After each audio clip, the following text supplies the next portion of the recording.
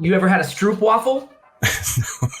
What's going on, everybody? Welcome to this edition of HiFi Hour. I am here with Clayton Stroope with the group City Wolf that I've recently discovered and am super excited about. How you doing, brother? I'm doing good, Mike. Yeah, thanks for having me, man. It's cool. And you're coming to us from California, right?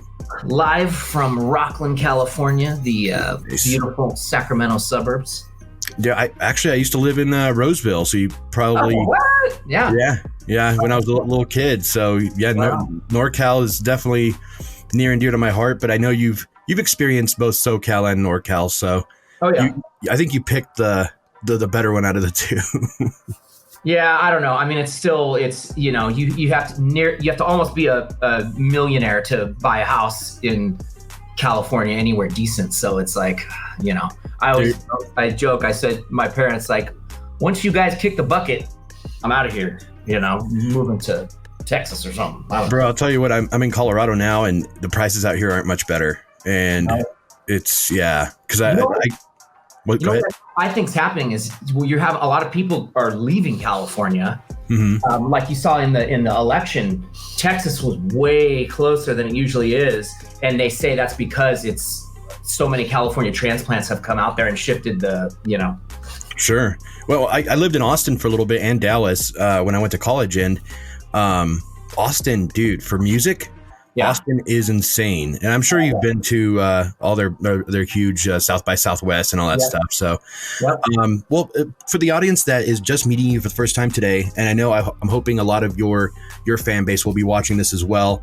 Can you tell us a little bit about your where did it all begin? Where did it all begin for you musically?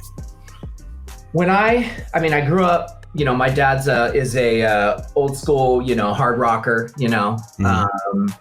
And I grew up listening to like the Foreigner, Bad Company, your Led Zeppelin, Rush, all that good stuff. And so that kind of early on, I think at least vocally kind of shaped what I thought a singer sounded like and how they emoted and how they moved on stage, And then when I was, was I in third grade or fourth grade? I got into musical theater. Mm-hmm. And kind of learned technically how to sing. Obviously my voice was different then and much higher. And but I learned from a great teacher and her husband, Kevin and Melinda Lassett, and I remember her putting books on my stomach and showing me how to breathe, from the stomach, how to project, Mm-hmm. And so I carried that with me, and then I didn't. It wasn't really until college when I met up very randomly in Santa Barbara. I met up with Scott Jason, who was the other co-founding member of Thriving Ivory, or what would be Thriving Ivory, and we just started making these little demos together and. Just little programmed songs, and kind of felt like we had something good going. We'd play them for the girls in the dorm, and we're like, hey, of course that was our initial motive, right? Absolutely. And yeah, man. We just kind of went door to door looking for a guitar player, and we found Drew, who was our guitar player, working in the coffee shop. We had a little flyer, Mm-hmm. Paul was our drummer. We put up flyers and he ripped off the flyer and called, and so it's very organic. And the band, we played in Santa Barbara, and then we played down in LA. And we eventually moved back up to the Bay Area, and that's where we initially got on the radio. Live 105 out of San Francisco, started playing a song called Angels on the Moon, which would end up being kind of our single, and that's the song that got us eventually a record deal with Wind Up Records. And at the time, they had Creed and Evanescence, and so we were kind of their first kind of pop rock band. And we did fairly well. We had a couple songs on the radio and music videos on VH1 and all that, and we toured for lots of years. Austin, I remember we played a place called La Zona Rosa, in Austin. I don't think it's there anymore. That sounds familiar, but yeah. I remember playing there with Switchfoot. Oh, dude, those are some awesome people to be rubbing elbows with, you know? Yeah. I mean, that's one cool thing is, you know, you as a younger band, you know, you get to open up and play with all these, you know, we play with Train and The Script, Lifehouse. You know, we were kind of in that genre, you know. And so, yeah, we did that for years. And, you know, not to say it's like the classic band story, but it's like, you know,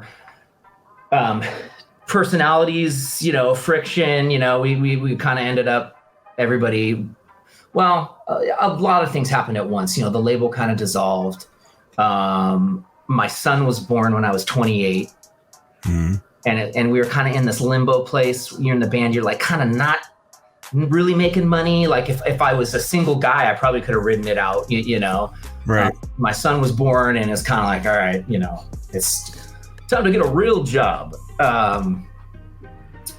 And so, yeah, we you know, the other guys kind of went off and did their own thing. And what, you know, a few years went by. And what ended up happening was, my current management team is Littman Entertainment, and Jeremy Lopez is partners with Nick Littman. Nick Littman and his father, Michael Littman, manage Matchbox 20 and Rob Thomas. They managed George Michael before he passed away. And Jeremy had been a fan of Thriving Ivory years prior, and he had come to those and stuff. And then in the gap when Thriving Ivory stopped, he then got into management and worked his way up. So he reached out to me, and we formed a bond, and he started managing me. And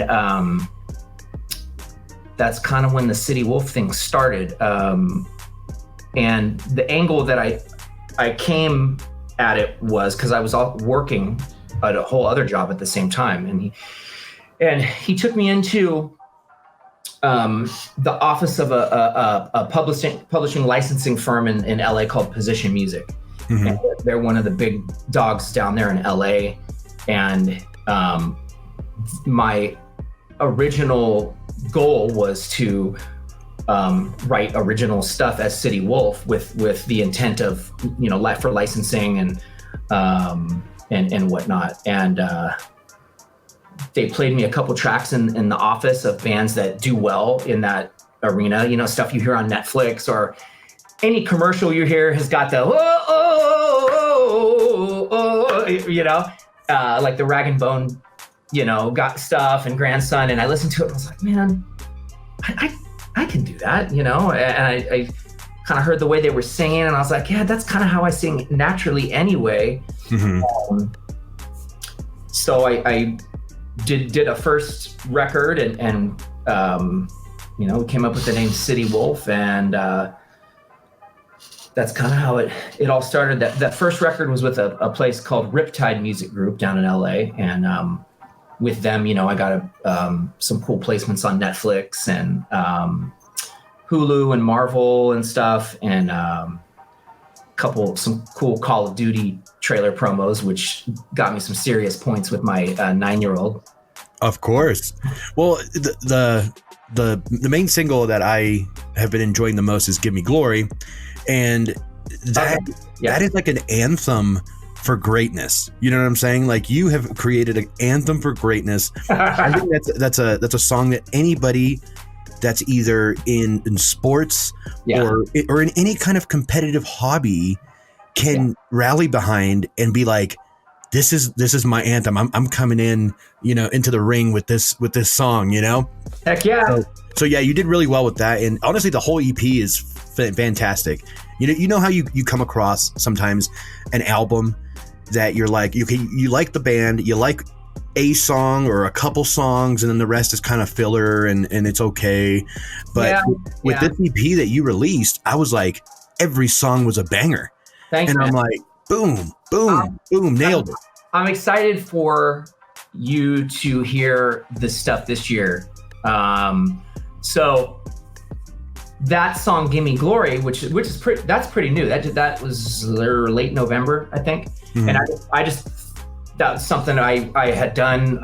I did that with a awesome producer named Tyler Ewing. He's in Nashville, I think, but I met him through a different company, and he does most of the theme music for like American Ninja Warrior and Titan games. Okay.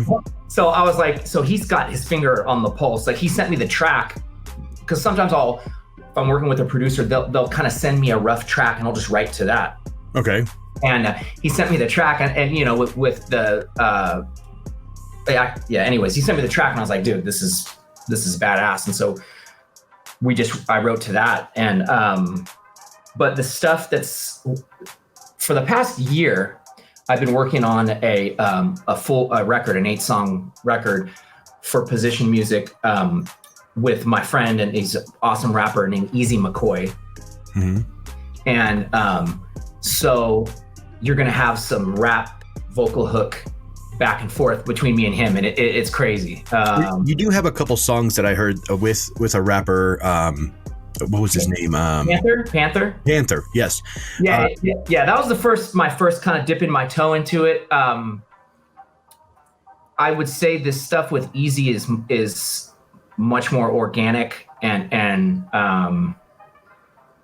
more up your alley, and kind of what we were talking about. Right. It's gonna come out in March. Okay. And then late last year, I started working with Tim Myers, who was one of the co-founder members of One Republic. Oh wow! And he in his own right is a massive producer and writer in the sync world. Okay. And we got together, and it's crazy with Corona right now and everything. But you know, I've got my setup right here, and he said, you know, I'm recording vocals and he's editing them, and we send it back and forth, and those tracks are even crazier. I think that you're gonna be pleasantly surprised. I'll send you a couple unreleased. I appreciate that, dude. I'm just really digging your vibe, because you and I come from, you're, I believe, 1 year older than me. And because I read your bio, I had to do my research before I interviewed you. Yeah. So we grew up with very similar, I guess, genres of music. I feel like I discovered Linkin Park because at my high school, I went to high school in Temecula in Southern California. Yeah. And dude, nobody was listening to Linkin Park. Everybody was all about Limp Bizkit, Three Doors Down, stuff like that. Yeah. And I feel like I discovered them. You know, I'm like, I just discovered you. You know. And then I started listening to them and showing my friends, and then all of a sudden, within like a week or two, Linkin Park was everywhere. Yeah. I remember the time Everlast was getting big and all that stuff. And I mean, you know, those times.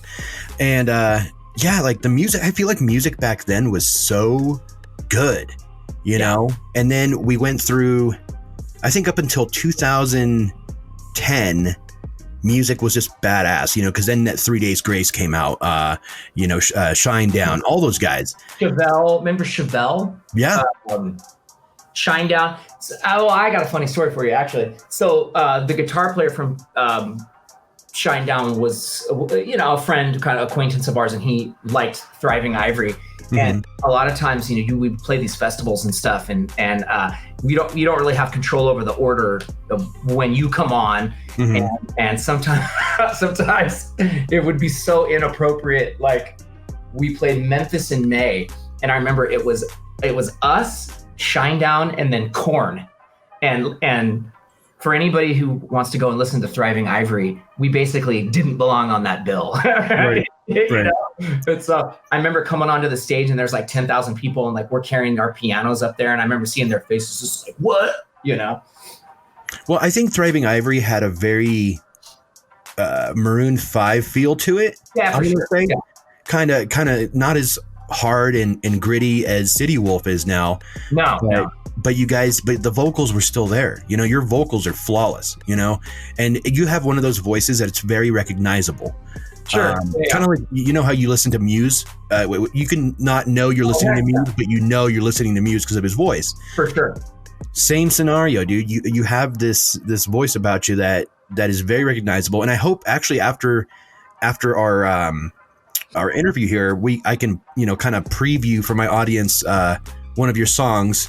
For sure. And kind of show them what you're all about. So for anybody watching, stay till the end, and then I'll go ahead and do a preview of probably Give Me Glory, because that's my favorite right now. But so let's talk about the current situation we're in.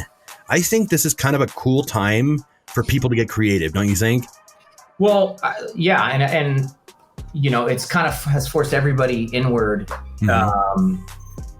And for me, like I said, it's been pretty cool to be able to work kind of long distance with these producers, I mean, and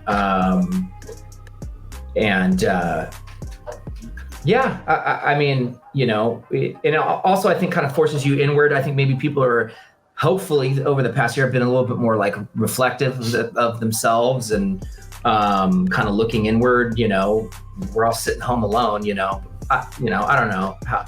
Well, California is way more restrictive. Right. Well, do you feel the lack of shows has really, really hit a dent in the industry? Do you think the lack of the ability to go to a venue or go to a big show, is that really detrimental to the music industry? Or do you feel that the fact that we now have so many streaming options, right, that it's kind of, people are just kind of waiting for their time to go to the shows? Yeah. I mean, don't get me wrong. Like, I think it's sucked, Sure. I had tickets to go see ZZ Top with my dad in October. No. Right. But I think what's going to happen, I think this year, hopefully, fingers crossed, when we come out of this and they open the doors, I think there's going to be a freaking explosion.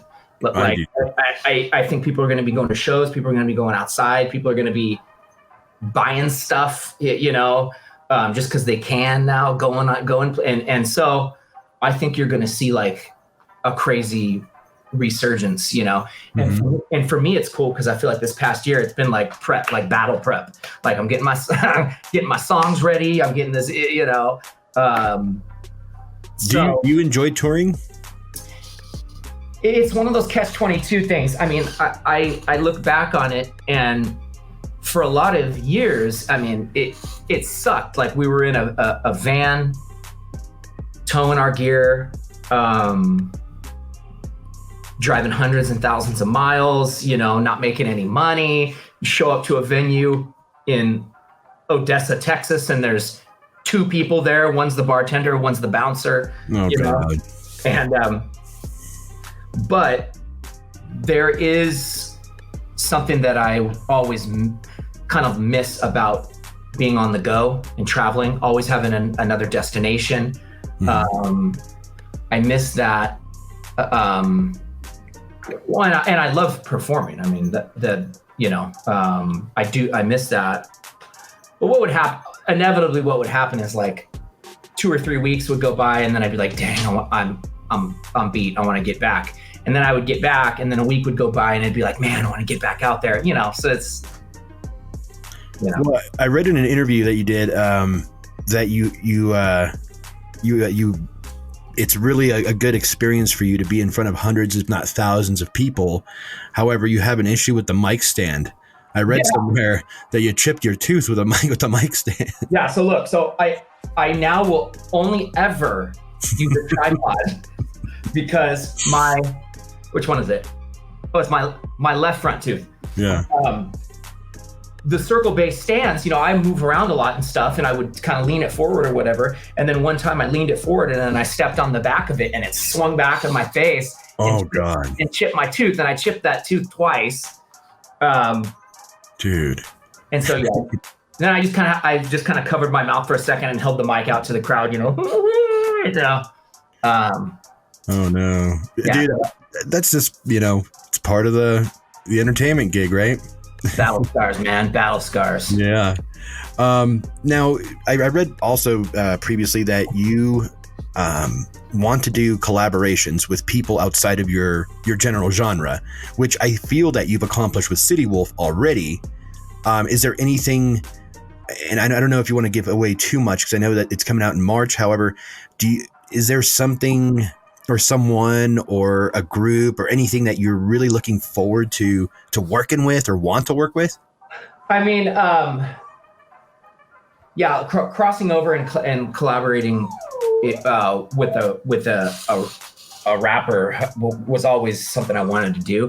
And then meeting Easy McCoy, we just kind of gelled, and you'll hear in March we're going back and forth, and it just works. I would love to collaborate with a badass like female singer, you know, like somebody not like cutesy indie folk where they like kind of sing, somebody that like belts it like a Pink or somebody like that, you know. I think that would be cool. I think you would be a good dynamic with like an Avril Lavigne. Yeah, heck yeah. That would be a good dynamic, I think, for sure. I think she's gotten a lot more aggressive with her vocals over the years and has grown into and evolved. And that's another thing, the evolution of music now.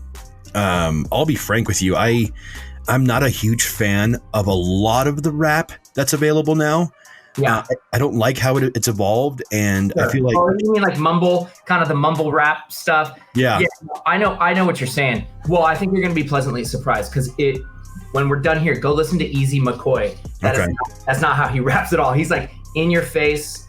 And most of his concepts and his content too is about like being a badass and like, you know, he's all over the place. He had the theme song for the trailer for the new show, The Power on Star. Oh wow, that's cool. Yeah. And then one of the theme songs for the Seattle Seahawks. So he's all over the place.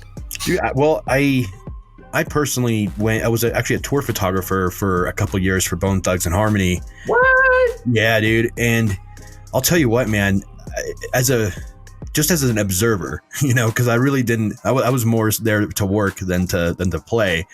But certain artists I noticed just by seeing the people that were around, because I did Rock the Bells with them and stuff like that. Yeah. And bro, man, it's and I'm not saying you do this, but that lifestyle takes a toll, I'm sure. You know, there's just like, and there's certain times where I was like, how is he singing so perfectly on stage when I just saw him completely smashed in the backstage? You know, like it's just like it's almost like a superpower that you guys have. You could just perform, you know, and and I mean, when you've sung a song 500,000 times, you know, you can kind of do it with your eyes closed. But I mean, man, I don't need to get into specific stories, but like when I look back on some of the escapades, you know, we you know, did when, you know, we were back on tour and stuff, you know, I'm probably lucky to be alive, you know. I mean, and you're right. I mean, we were playing shows 5 nights a week, 6 nights, you know, and every night you're in a bar or a club I mean, you know, and people want to get you drinks and they want to hang out, and you know, so it can be brutal, man. And I definitely I wouldn't be able to function now, you know. I mean, now that you have a wife and 2 kids, right? 3 kids. 3 wives. No, what's that? 3 wives. Well, it said on the thing you married a Brazilian supermodel, so you did all right for yourself. Good stuff. Do you feel that's going to be tough when you have to go on tour overseas? And because dude, City Wolf is going to explode. I know it is. It can't not, you know. I hope, man. I mean, you're on that trajectory. I think what I would have to do is what I can never do again, and I would never want to do again, is just like getting in the van and just like beating it on the road. You know, playing here, I number one, I'd probably die. Mhm. My wife would be pissed because I was gone, you know. So it would just have to be selective, you know, fly here, play a show here, do, you know, be gone for 2, you know, whatnot. And, you know, now, like you were saying with the streaming services, it's almost, there's so many little like micro markets. You know, you can blow up on Spotify, you can blow up on TikTok or YouTube, or just through licensing. You know, this is the band, they have the song on whatever show. You know, there's so many different ways that are 10, 15 years ago, it was the radio, maybe MTV or VH1 when they played videos. I don't even know if they do anymore. So it's even feasible, especially in the licensing world. There are some groups that blow up in like Germany, you know, because maybe you're on a show there, or you know, for some reason, you know, your Spotify Germany numbers are just mass, you know, so it's just so different now, you know. Yeah. Absolutely. What do you think about physical media? Is your, you know, management company going to be investing in like CDs or vinyl or anything like that? Or are you guys going to be strictly streaming? Man, I think just streaming. I mean, maybe if it got to a certain level, we could make some hard copy vinyl or something to sell as shows, you know, that's always cool. But I think it's become more of a novelty now than anything. It's a novelty, and what's crazy is when you go into like a Target or a Walmart, the music section is like this big. Right. It's like Taylor Swift, Drake, and Lady Antebellum, Lady A, or whatever. That's it. It's crazy, you know. I don't think the generations, I mean, we remember CDs. We're the generation that experienced both, right? Pre-internet and internet, pre-computer, cell phone, and post. So we remember CDs. Yeah. I just don't even think the younger generations, it's even on their radar. Something physical. I have to go over here. I can't listen to the song until I go over here and buy it. Then I have to come home, you know. That was the experience, though. I mean, yeah. I remember when I was 18, I stood outside the FYE or Warehouse Music or whatever, and I was waiting for like that new Eminem CD to drop, and I would buy it, and you'd have it in your hand, or the new Korn album, you know, because there was a few albums that I'm like, I had to like ditch school to go buy that day, you know, and it was almost like a sense of accomplishment to own that piece of musical history for yourself, you know. But the album art, the booklet, you know, it was all part of it. Yeah, I remember buying Dookie when it first came out. Green Day, yep. And I remember I had the poster on my wall, the Jet, and let me see,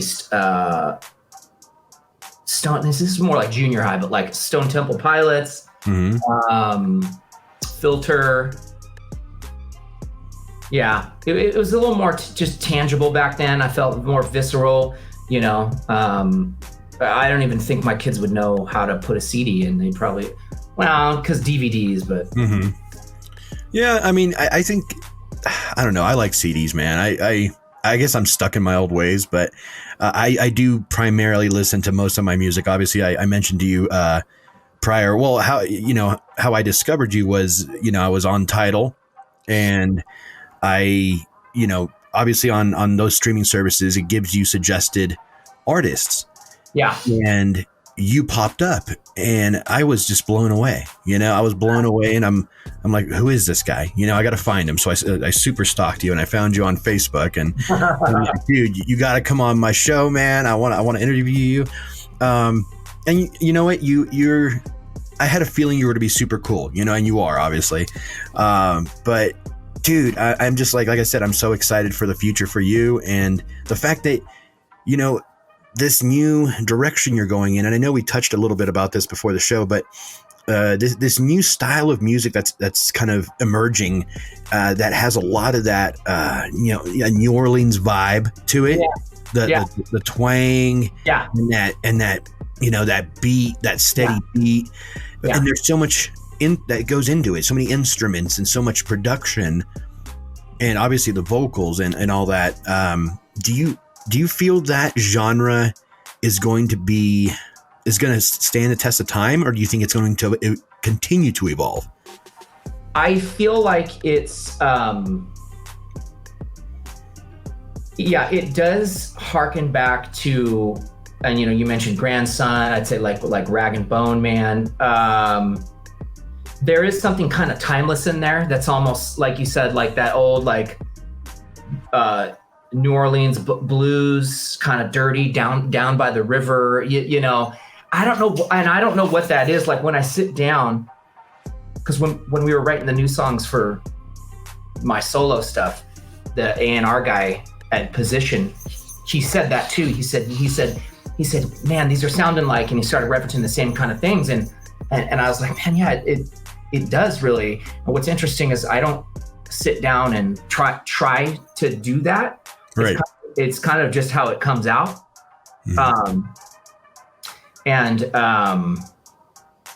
My range is enough that I can stack my vocals too. So I can do a really cool like choir kind of hums and ohs, under my vocal. And there's tons of that way more on this new stuff. I'm gonna send you a couple tracks that you're gonna like. Sweet. Yeah, I look forward to that. Well, I also feel that your voice has also matured and evolved since your project with Thriving Ivory. Oh yeah. I feel that there's experience to it now. There's like that age and experience where, and I mean, nobody's voice stays the same throughout their whole life, and now right, you're almost 40. So I think this is a good entry point to, and it's like I said, it's a good time to put out creative stuff because everybody right now is on their phone at home. Yeah. Consuming content, right. And I've actually seen a lot of people, take your song and use it and stuff like that. And you're on MusicBed as well, right? Yes. So that's through Position. Yeah. Because Position partners with MusicBed. Yeah. Yeah, I have a licensing agreement with obviously with MusicBed because it's so hard to find good music because a lot of the stuff I do actually like reviews and stuff like that of audio equipment, and I need music, filler music to fill in in the middle of the video, and man, it's just so hard to find really good music. So I found MusicBed and I found Epidemic Sound and stuff like that. And I do. That's so funny. I do vocals for Epidemic. So do you really? It's not under my name though. Yeah. Oh man, you're gonna have to on the download. You have to share it with me. You'll trip out because they're super nice people over there. They really like my voice and my vibe. Sure. And I didn't want to muddy the waters. I'm trying to keep City Wolf, and so I just do vocals for them. It's cool. I don't have to write anything. They just send me stuff, and I just bring it. Yeah. So, but yeah, there's some tracks floating around out there that sound nothing like City Wolf, but it's my voice. That's awesome, dude. Yeah, there's so many different, like you said, there's so many different like little micro markets now that you can get your music into. And you were named VH1's, was it Breakout Artist or? See, and I don't even think they do this anymore. They used to have a thing called VH1 You Ought to Know. Okay, You Ought to Know. That's right. And it was cool. They would swoop you up. They would have all these little commercial spots with the band. They would highlight your video. They'd be in an interview, and it was an awesome like springboard for us because, that just kind of kicked off the whole thing. Yeah. So if you were watching VH1 at 6 a.m. or 11 p.m. when they showed videos, you saw our video. Dude, do you miss that? Do you miss the old MTV days where we can? Yeah, man. When I got home from high school, let me see. Yeah, 3:00. That's when that was TRL, right? That's when they would start playing videos, right? Yeah, TRL. Good old Carson Daly that never ages. Yeah, what's going on there? He's not human, dude. He's kind of got that serial killer stare too. He really does. But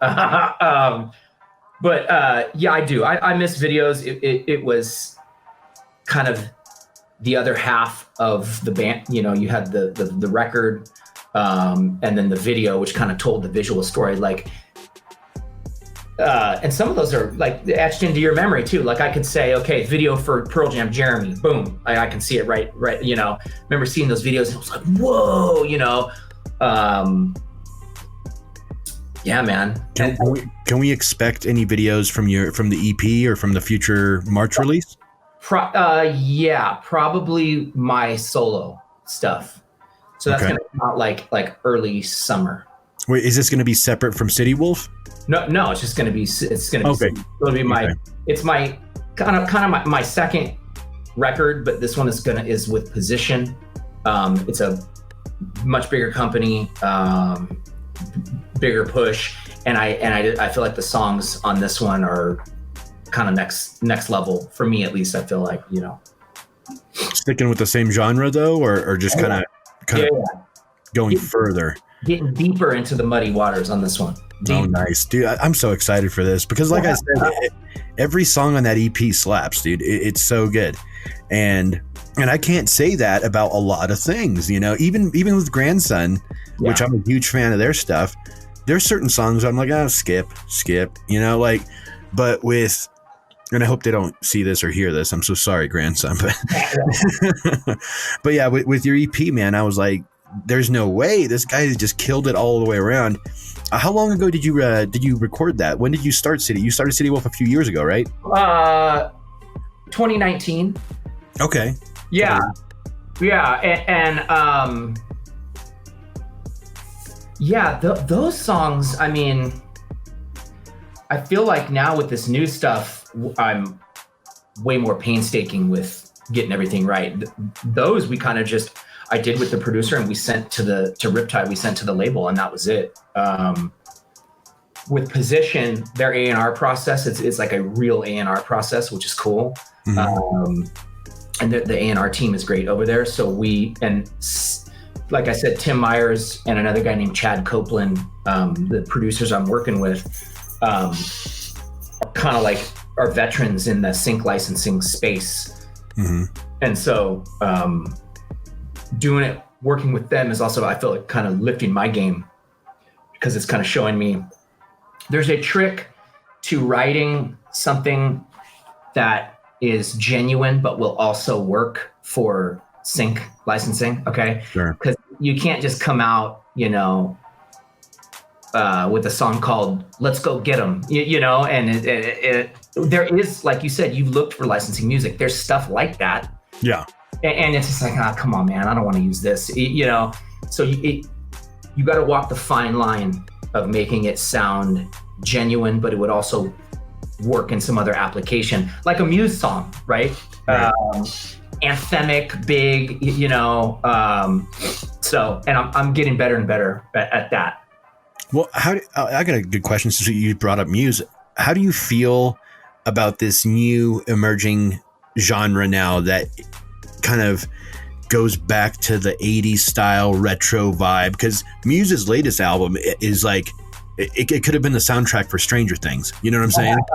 It literally has that old retro synthy vibe. Yeah. See, you know what's crazy is I think Stranger Things kind of kicked off that nostalgia wave, right? Mm-hmm.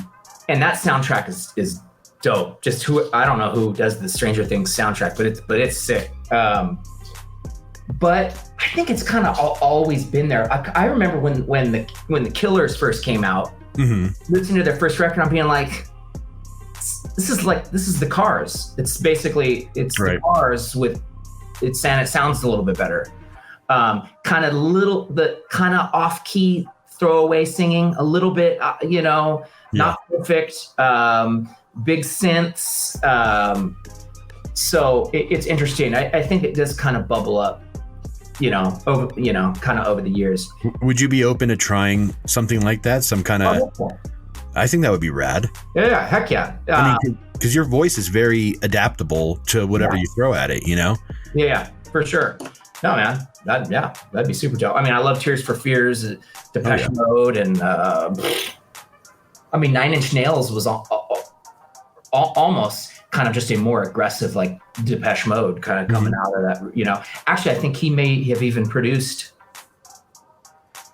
that first Nine Inch Nails record. What's his name from Depeche Mode? I don't know the guy's name. That could have been cool.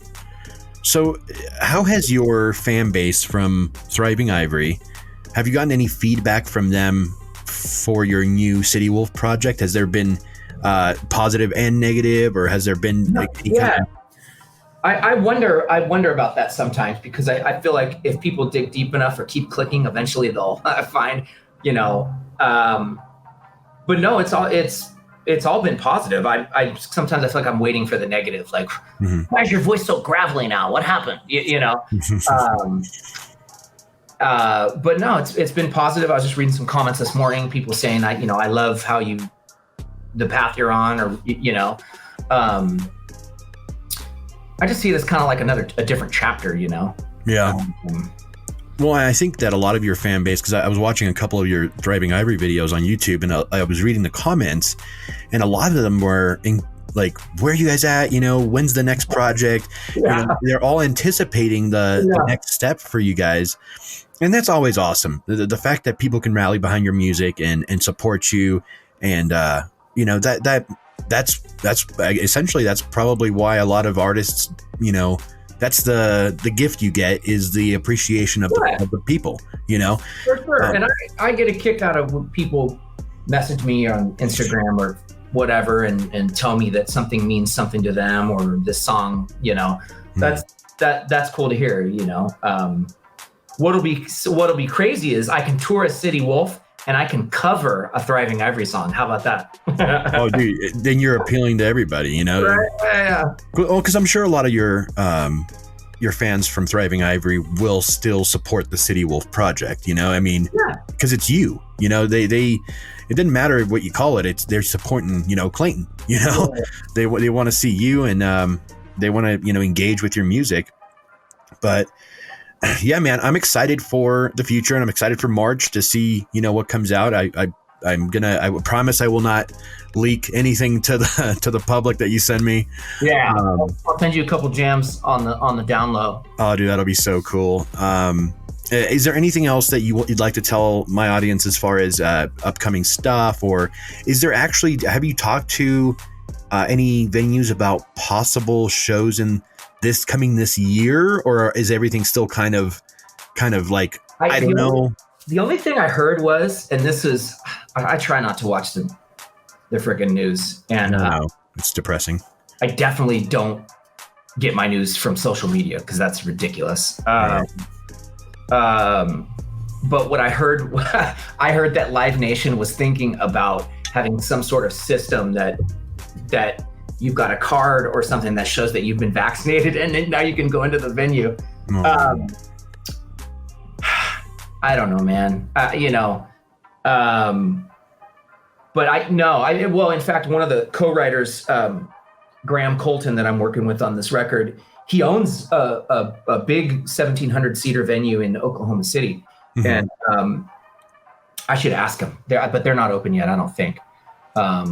But I think it's going to be on the state level. You'll see this will open up, then this will open up, and I would probably look into Red Rocks. I think here in Colorado, because I live probably 30 minutes from Red Rocks, and that's a really cool. Have you played at Red Rocks yet? That's one place we never went. We never, But no, I know people that have been there. I know it's an amazing venue. Yeah, I was supposed to see. God, what are they called? They're that South African, really weird group. South African. Yeah, with the girl with the blonde weird hair, and they look weird, and yeah. So she's got paint on her face. Oh my God, why can't I think of their name? I'm like such a bad musical. No. Sophie Tucker. No. It's like they're like a South African rap group. They were on that movie Chappie. I know who you're talking about. And the Antwoord. Yes. The Antwoord. When I saw them perform on Letterman, and I thought it was a gag. Right. And even they were panning over to Letterman, and he was like, because she does her thing, and then the guy comes on, and he reminded me of like Ali G, right. he's like got the chain. He's like, yo, I'm gonna, and I was like, what? That's crazy. You were going to go see them. Okay. All right. Yeah. Well, because a couple of friends of mine from work, they're like, hey, we're going to go see the Antwoord. You want to go? I'm like, okay, this is something I should at least see once in my life just to kind of get the experience. Because, I mean, if anything, they can probably put on a good show, like. I mean, it'd be entertaining. Yeah. I mean, their music is what it is. Happy. She was the girl. Yeah. That's right. Yeah. I mean, the music is what it is, but, I like some of their stuff, but I think it would be more for the entertainment value and just that's when the darkness came out. I it was the same thing. I was like, is this real? But then the more I listened to it, I was like, this is badass. Like it's like straight ahead, like power rock. And I haven't seen them. My brother's seen them twice, and their shows are apparently like epic. I don't think they're around anymore. I don't know. So I think my final question will be before we end it, is let's say the trajectory happens and you become the next big thing. Are you ready? Are you ready for it? Do you really, this is what you want? I'm talking mainstream, know. What's different now, again, like I for your listeners' sake, I don't want to get into specific stories of debauchery, but like I look back on like my 20s and it's like, you know what? If we would have had more success, because we were kind of on that fine line, right? Like song was in the top 20. We're opening for some big bands. We're playing shows, 500 people, 1,000, I almost feel like if we would have had more success, I joke, but that like I would have keeled over somewhere. Like you would have found me in, It's the byproduct of the lifestyle, The partying is crazy. Yeah, and so I'm thankful that it panned out the way that it did, because I got to have that experience. I got to have the experience of having a family, having more of a normal life, now for several years, that I feel like what's happening now and whatever success may happen in the future, my perspective is so different, and I would appreciate it more and be much more grounded. Like I said, my wife would probably smother me in the night if she found out I was taken off for 6 weeks.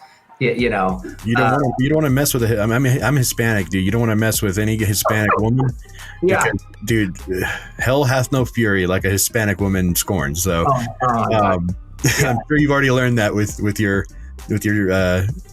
tenure is in marriage. But so let's say you go on tour under your terms, which would be very, very controlled. Just gig to gig, you fly there, you come back, who would be someone I think that you feel like you would vibe with as touring with, another band? Dude, I would love to tour with Muse. Really? But you know what though? I saw them, they might be a band that just doesn't have openers. I remember when I saw them in San Francisco and they didn't have an opener. Yeah, Muse would be awesome. You mentioned Grandson. Sometimes it is cool to tour with a band that's the genres kind of meld, but it's slightly different. Mm-hmm. Well, because then the crowd gets a little bit of variety, Yeah, like shoot, man. I don't know. I'd have to think on that. Dude, it'd be cool to open up for like a Matchbox 20 or something that was a very mainstream audience, but you're doing something that's slightly a little alternative, So, right on. Oh man, yeah, that list would be a mile long. Yeah, and there's more emerging every day. More people wanting to do music and make music, and it's an industry that's never going to go away, which is good. Which is great. I don't think so, and with, like you said, with the demand for content, especially over the last year, everybody's home, right? Mm-hmm. So the demand for music, I think, is going to parallel the boom in content on, your Netflix, Disney Plus, Amazon Prime, Hulu.